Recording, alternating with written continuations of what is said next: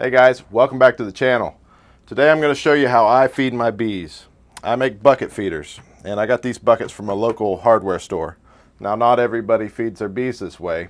Some people use internal feeders. I use internal feeders to some extent, but this is a good way to community feed, and I've been doing it for a couple years now. So some of my old buckets are dry rotted, and so we're going to make some new ones today. So let's get started. Okay, so the method here is that we're going to make little troughs in the bucket. So when you flip the bucket upside down, this little lip here will become the trough that holds the liquid that the bees can get inside. Now to do that, we have to drill a hole on the inside of the bucket, but going into this little trough. Now you got to be careful because this bucket here has got a slanted edge. I don't know if you can tell. Yeah, see how it's slanted down? So if your drill bit comes out too far or you're down too low, you'll come out where you don't want to, and then you'll have a leak and a problem. So you got to be really careful. Now this is a better look at what the trough will be. This is an upside down bucket, and you can see each one of these has a little watertight trough in it. So when there's a hole down in here, the water will leak out and fill this trough up, and the bees can come here and just eat right off the top. Now one thing you don't want to do is drill a hole in this trough, obviously, because this is where the handle is and all your liquid will leak out right around the handle. So troughs on either side, you can do that. Stay away from this one. Now this is the inside of the bucket, and you can kind of see the troughs lined up there. They're somewhat hard to see, but I find taking a flashlight and putting it back here, that makes a flashy effect on video, but for your eyes, it gives you a whole lot better view of where you're drilling. Now you want to use kind of a small drill bit whenever you do this. You don't want the water to come out too crazy.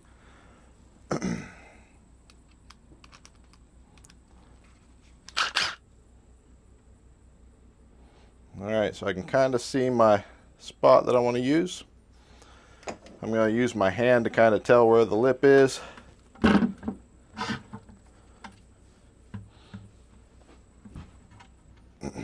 Alright, let's see here. And I'm going to go right about there.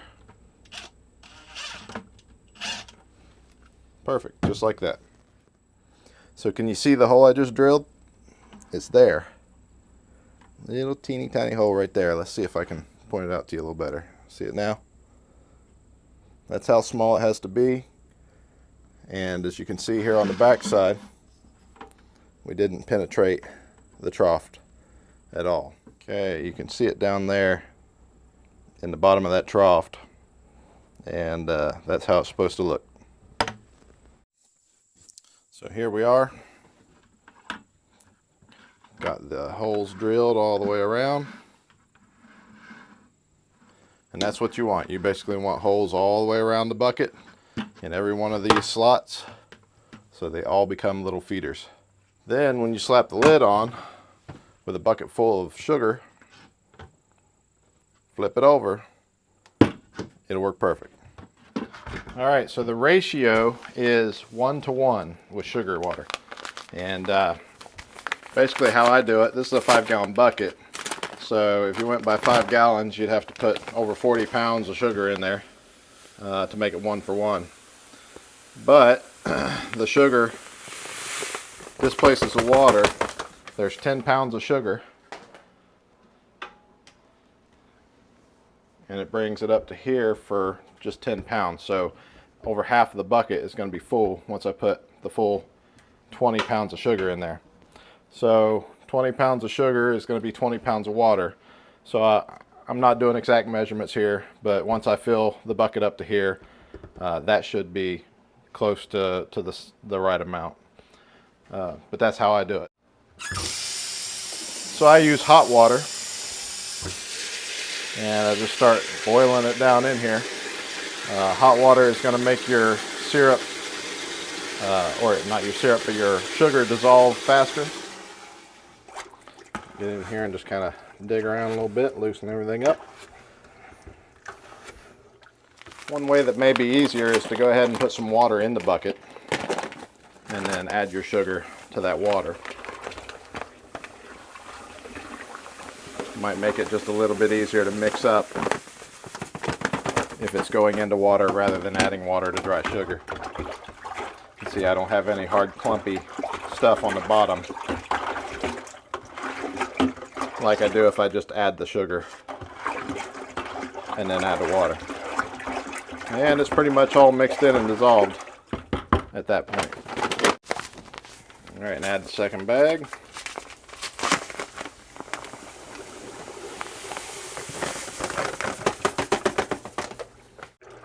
Mixes up fairly easy whenever you do it this way. I would recommend adding the sugar after the water.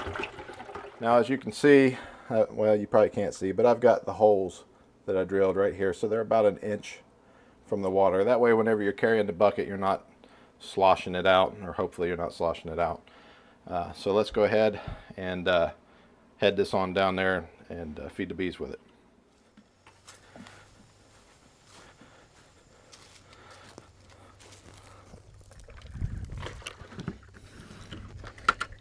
Just checking for leaks and making sure that everything's working properly. It seems like it is. I think we're good. Now you can either separate the buckets and spread them out somewhere so the bees have a little bit of room, or like I like to do here is I stack them on top of each other, and I do it just like this. You got some leakage and stuff right off the bat. Takes a little while for it to even out. You got to have the pressure in here holding back the fluid, so a little bit of this is going to run off. So it's not that we have any leaks, it's just that initially, you know, you got the rush of air that goes in, but once you have the suction in here from the air holding the water back, then it starts to work fine. It's a little bit late in the evening, so by tomorrow the bees are going to find this and they're going to go absolutely nuts. But I don't have a lot of space here, and I don't have a lot of bricks or blocks, and so I like to stack them just like this, and that seems to work really well. It's a double-decker buffet, I guess is what you would say. Got a lot of wood chips here for my garden beds, and you can see my hives up there in the corner of the screen. So I'm not super far from the hives. Now, like I was just showing at my house, my buckets are pretty close to the hives there. But this is out at the farm where I have my second bee yard, and these buckets are pretty far away from the hive. The hives are up on top of the hill, and this is clear down in the yard. So they've got a good distance to travel to find these. And you can see here how the water sits. So this here is how I stack them, and you can see the hives up there. I'm probably a good 50 feet from the hives. You don't want to be too close to the hives because you can induce a robbing frenzy and have them attacking each other, trying to rob out hives and stuff like that. I have a road right here behind the camera, so this is about as far down from the hives as I can get. It's right here by my wood chips. I got wood chips from my garden beds, and up there on the hill I got a garden there. So this is kind of hidden behind the wood chips from the bees' line of sight. Not that that matters. But anyway, you can see all the leaking has stopped and fluid is resting in all of these holes. So it's working good, and the bees will be able to access it first thing tomorrow. It's a little late in the evening, so probably gonna have a frenzy right here on this buffet first thing tomorrow. Try to get these bricks as level as possible. I don't know if I succeeded or not. It looks maybe just a little lopsided, but can't really tell. Anyway, I'll show you this first thing tomorrow, and you'll see what I'm talking about.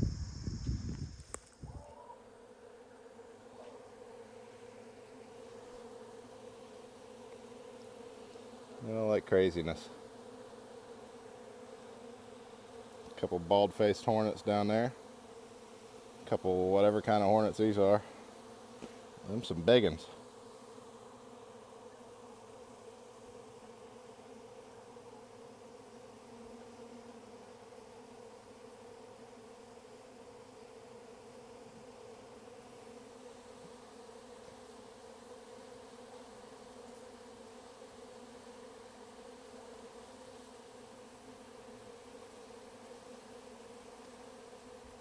I think the hornets are here to eat the bees, not the nectar.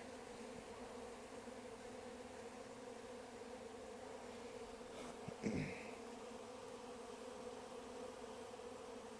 you can see, they pile in so tight that you know, any bees on the underside can get pushed down in the hole and not be able to get back up and get out. So that's kind of the downfall of these particular ones. But for the most part, these feeders work great. They've pretty much drained these just in a day. It looks like maybe there's 2 inches of liquid left in each bucket.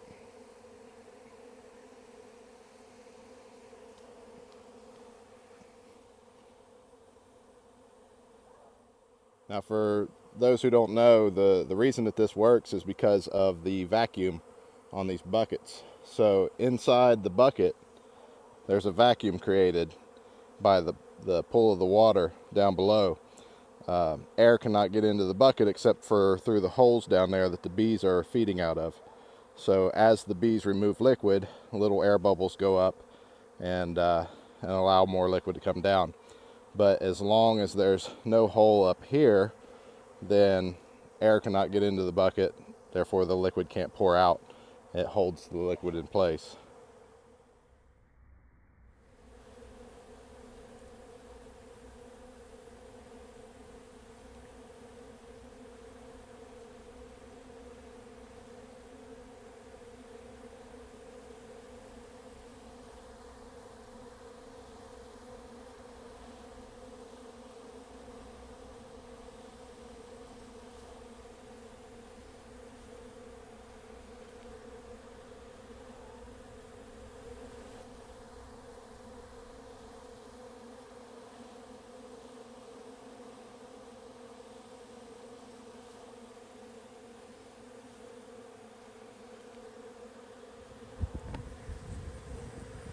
The bees have just about drained these buckets now.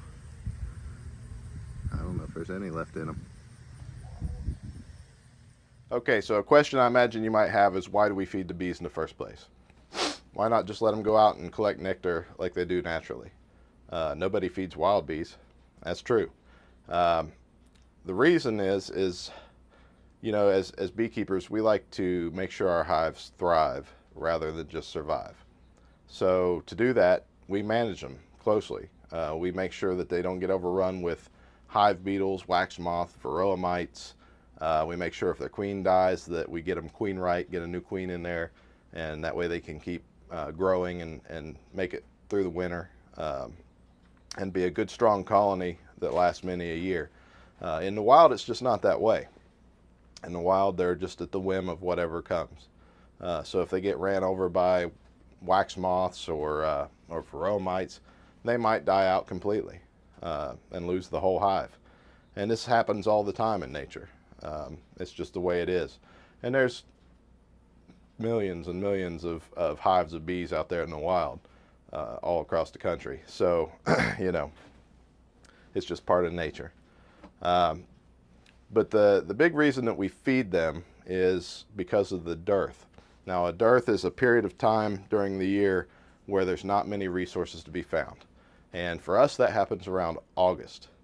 And pretty much all the spring flowers are petering out and finishing up with their nectar producing and pollinating and all that stuff.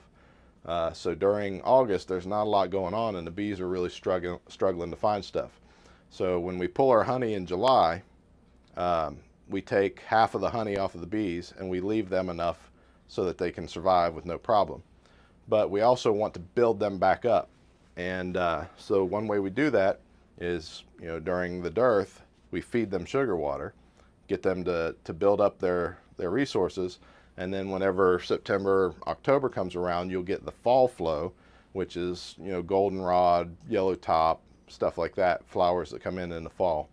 And the bees can gather some resources off of that. So generally we let them do that.